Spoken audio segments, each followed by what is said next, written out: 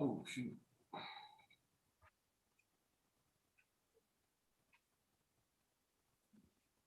Okay, we're good to go. Okay, would you like to call the roll? Sure will.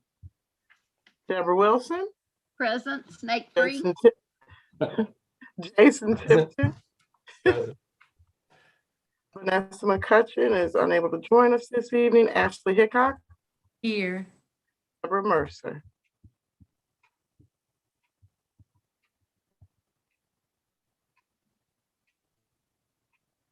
Hey, Melissa, Yes. I have a copy of the agenda, but I can't seem to locate a copy of all of the different pieces of the agenda. Can you send me one? Can you a complete board packet? Yeah, Okay, sure. or a link to one? Sure, I'll send it to you right now. Okay.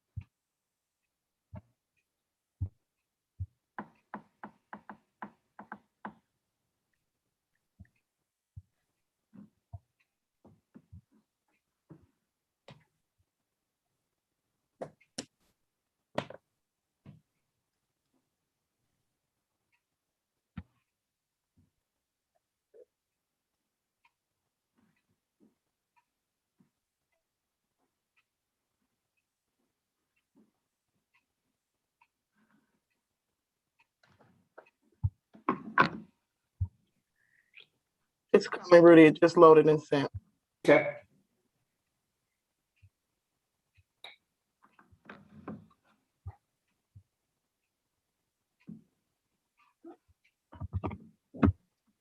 Okay. Deborah, we have quorum. Okay, thank you very much. Surely. And we don't have anybody, any public to comment today. No, ma'am. Okay, then. Rudy, do you have any parent leadership team updates you want to share? I wasn't given any, but I can give you a little bit of an update that we had a meeting late May to begin make plans for next school year, new officers and things for the upcoming school year. So things are progressing well. They're already beginning to plan normal events. Like they're getting ahead on the harvest party in October. Mhm. And I got a pretty good event that they're working on. Going to be at Summerfield Farms and going to have all kinds of different things. So they're hopefully, as next school year rolls around, we'll be coming back into more normal sense of operation and be able to do some things that we haven't been able to do in a year and a half. So they're making plans that way. Okay, well, that sounds good. Did they keep the same officers or they have new ones? There's some rotating office. The president is the same, but some have rotated off and some new ones are rotating on. I don't have an updated list yet, though. Okay. Questions for Rudy about the parent leadership team? I did send Michaela, Michaela, an invitation for this evening. Just Vanessa wasn't sure if she was able to attend, so just put that there. Thank you for doing that for us. Sure. And do we have Stampede moments this evening, Rudy, or are you doing all that? I'm doing that for our deans who are on some vacation right now. So I will have those good things in my principal report. Okay. And principal report then. I just sent you an updated principal report as I was reviewing for the meeting tonight. I realized that I'd forgotten to put the staff update in the principal report. So Melissa, you should have gotten that, but if you want to, I've got mine pulled up. I can share my screen and share it from there if you want me to. I'm sorry, you can't hear me. I'll pull it up. It's right here. Thank you. Okay. There you go. It just has a staffing update on it that the first that I neglected when I was reviewing it. I was like, oh no, where's my staffing update? Start off, this is our enrollment picture going into next year. So the column where you see 3 people enrolled in kindergarten are 3 students who are being retained in kindergarten. And then you can see basically the numbers of students who are returning next year, or as of yesterday or as of Monday, we're returning or planning to return next school year. So our attrition looks very favorable at the moment. But we always know there's some changes in that as we go over the summer. We'll keep you updated. The registered numbers are people who have both moved into a position of acceptance from our wait list and have begun to bring paperwork. So we're building that registered list to prepare for movement over the summer. But we stand really in a really strong position. All of our grade levels are full, if not more than full. So we certainly intend to hit that full enrollment target when the school year starts. And that wait list, I don't know, has ever been that long. And that's as it stands right now with movement since the March lottery. So we're in a really strong enrollment position coming out of this school year, heading into next school year. Highlights, or if you want to use it a different phrase, Stampede moments. I'm expecting an invitation to be able to get to leave the meeting since I'm delivering the Stampede moments this time, but I don't know if that'll come. Big highlights. Rudy, would you like to do the Stampede moments for us? And would you like for me to do the Stampede motion for you? You want. Highlights, testing completed. Obviously, that's a really big deal. Those last 10 days of school, we tested essentially 9 out of the last 10 days of school, which makes it tough on the principal who's in charge of all the testing, but we were able to get that done. We had maybe close to a dozen different students that did not come in to take our test, citing COVID concerns. But we had some people that have just gone a little crazy. We've got someone, they moved back to Florida, but they stayed enrolled at our school because they could work remotely. Another family that was in Oklahoma. So they were never coming in to test. So that leaves that we were really, we did really well as far as the number of people who came in and took the test.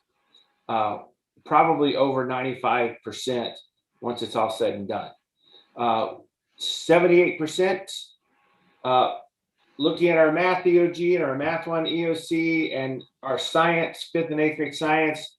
Right now, we're at about 78% proficient. That would be about an 8% drop from the year before, which is, I don't know, it's very hard to predict. We were expecting a drop because of the up and down school year, but are pretty, we feel pretty good about those numbers.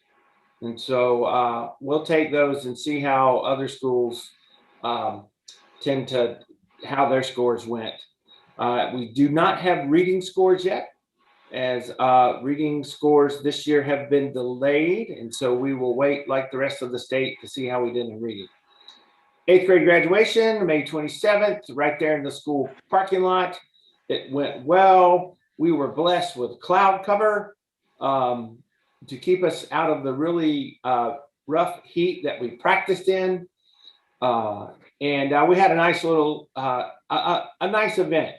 We have a photographer that has published some online pictures and a PowerPoint where he took pictures of the ceremony and took all of the kids' pictures before they walked across the stage. And it was a nice night. I thought the people who put it together, the seventh grade families, Miss Robertson, it felt like graduation, just maybe not quite as formal as we would be used to elsewhere. Maybe next year we'll have it in a much more formal setting, but I thought it was a nice ending to the school year. And of course, the big celebration was our last day of school is May 28th. Woohoo! We're done. So that is the biggest stampede moment of them all for right now. School's over. So going into upcoming events, it's summer. I know you parents on the board are experiencing the highs and lows of summer with kids being at home. Summer learning camps start June the 14th. They go through June the 30th for some students. We're essentially running two different camps. One is a Read to Achieve camp for first, second, and third graders that is all focused on reading. They will do reading all day long for first, second, and third grade, and their camp goes from June 14th to June 30th. The camp for our kindergarten, fourth, fifth, sixth, and seventh graders goes from June 24th to June 25th, 2 weeks. The Read to Achieve camps have to last X number of hours, and so they go for 3 more days after that 2-week period. So we're excited about starting those this coming Monday.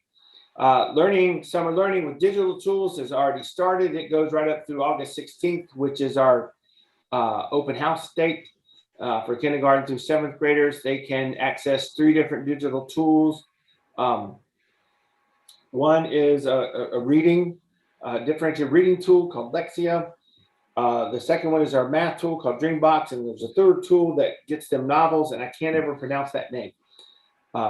Most of the kids will do work in Dreambox and Lexia as summer goes on, and some other things coming up. We're going on a leadership retreat next week. The NHA Leadership Summit is in July for us leaders. And then staff report back August the 9th. So first day of school is August 17th. So we'll be getting ready to go. Operational updates. We did a short survey for our families who stayed remote for the entire school year, asking them, basically all I asked them was, what do you plan to do next year? And so we sent that out to all of our remote families, just asking them about it. 98% said that they were coming back to school next fall, that they plan to come 5 days a week. So a very small percentage of our families who were remote all year long do not plan to be remote next year. Now, we don't know if there's going to be a remote option next year. We don't know if the state's going to allow it or recommend it or even make us guarantee it. We're still waiting to hear back on that.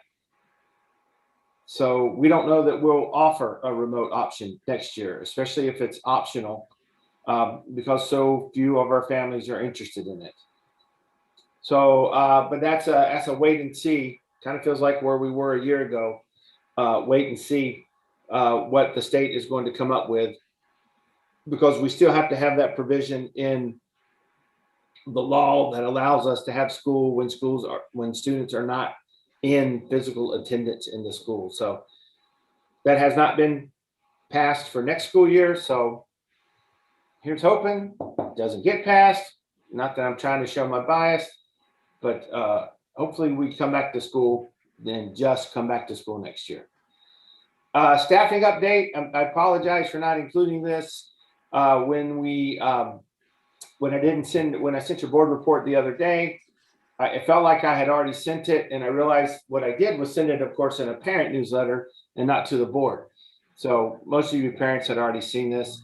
Staff members not returning are a good handful here, and for different reasons. Only one is moving to a different school in the area.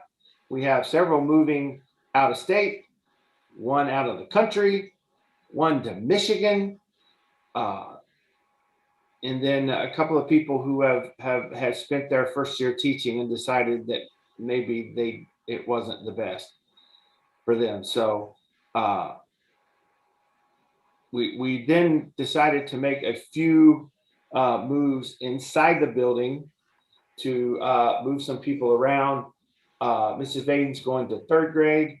Ms. Phillips going to science. Mrs. Morehouse, who taught third grade last year, new to the school, but is a career EC teacher. And when we had an EC opening, she is moving back to EC.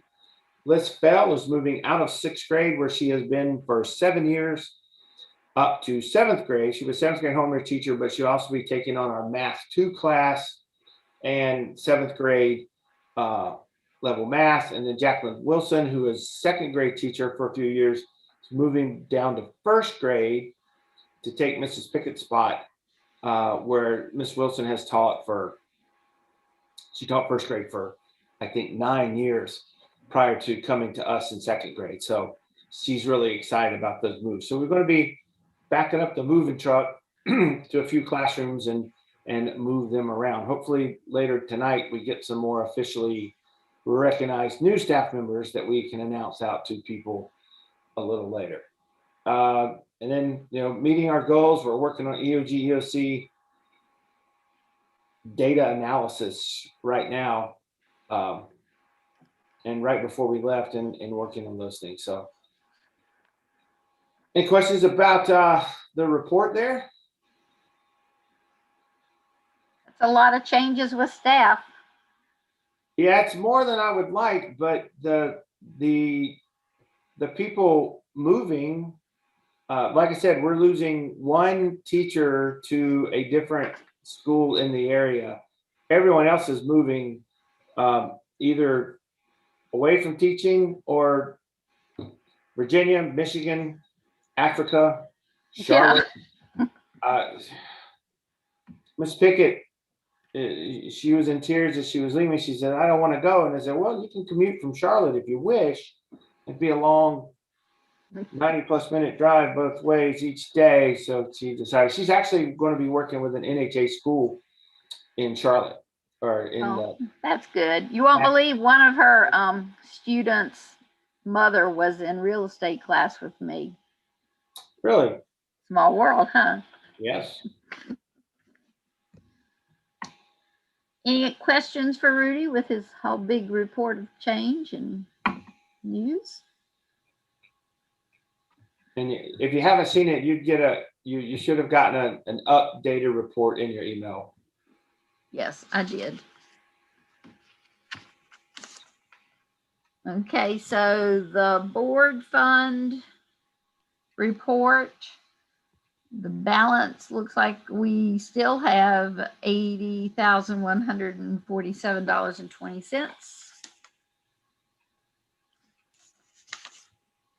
And let's see, discussion item. Oh, Deb, I'm sorry, Deb. Do you have a report for us tonight, Deb? Hello, I just have a short one. Okay. So yeah, everybody's just happy that the school year is over. Even as much as they love SCA, it's just, we're all just happy. Yes, aren't we all? Yes, we are. Yep. Then the other thing I would just say is to reiterate what Rudy said. The graduation was a big success, and it felt like just like being in the church to me. It was just a really nice, meaningful, cheerful event. So yes, and I agree. Thank you to everybody who put that on. And it looked like lots of happy faces in the pictures. Yes. Yeah. We did do a couple of things to just kind of shorten the ceremony a little bit because we were afraid of the heat. So Right. the medal ceremonies were a little shorter than normal, but I think it was just fine. Yep. The only, well, of course I heard complaints, but if we do have to do it next year, people were asking if they could move it to the other side of the building because there was road noise that they couldn't hear over. But hopefully, this was it. hopefully we'll be inside somewhere. Yes. Amen. Yeah. Thanks, Deb. Discussion items, the spring employee engagement survey. Yes, I can place that up. And Rudy, do you want to speak to that? Let me unmute myself again. Got a little report there that of our employee survey. Our response rate's a little bit lower than normal. I think people, when we got to it, were just tired of doing things online. But our numbers held pretty strong. In fact, showed quite a bit of improvement in areas from where we were in the fall when we took one in the fall of 2020 to where we got to in spring 2021. I think that really shows how our staff especially worked hard in working to engage our families, and that made the school year, while completely unusual, meaningful for them. So seeing their responses with how NHA responded, and really the improvement from the fall 2020 to spring 2021, it is really something I like seeing, because it was such a difficult start to the year, a lot of uncertainty and trying to get it going. But overall engagement 83%, which is one of the most positive scores we've had. 77%, and I'm satisfied with NHA's continued response to the COVID situation, which is good growth from fall to spring. Well-being, again, in the fall when we started, and then here in the spring, a great improvement there. And then locations focused on meeting our students and families' needs. That 90% mark is really, really strong.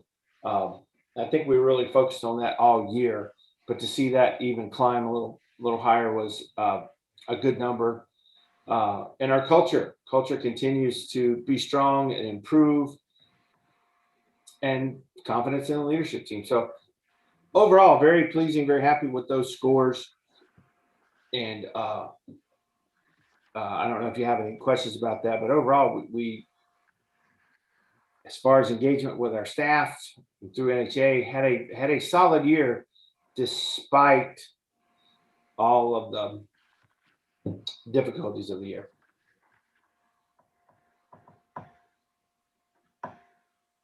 Melissa, we could put those numbers as data in our board self-evaluation. I sure will plug them in. Thank you, Rudy. Thanks, Rudy. And board self-evaluation, I answered my questions today. And I did not want to give the board homework close to Memorial Day weekend because that's rude. So your wonderful board president has answered the questions. Deborah, how would you like to do this? You want me to share your responses or share some of the questions? Fine, if you want to just, can you just put that up on the screen? Sure. I don't do that. And then I just took the liberty of answering these questions, and y'all can add some more stuff to them if you would like. We usually just talk about them, and Al would just write them down anyway, Melissa. Got it. Never really did this in any formal kind of way. Okay, here we go.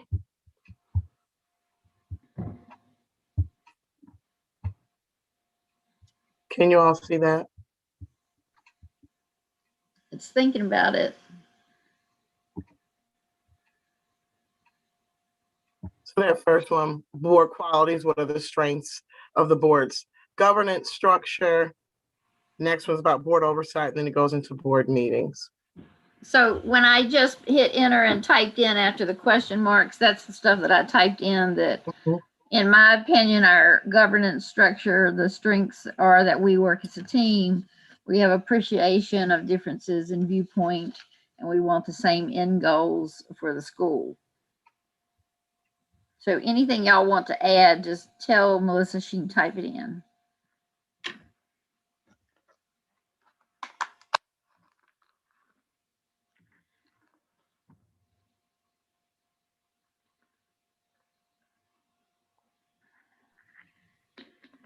And then what are areas in need of improvement?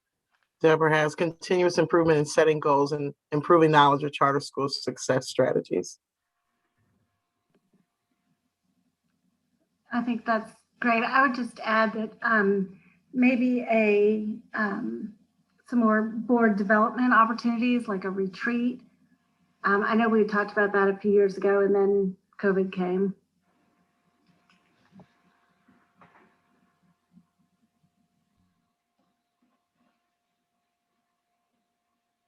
Thanks for reminding us, Deb. We did talk about that.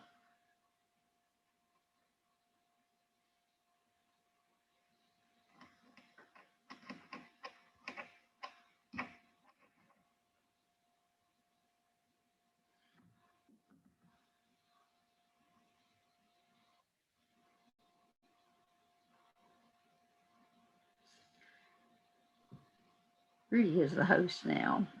Dropped her. Uh-oh, That'll teach you. I didn't do it. She's typing she's up back. a document. She's back.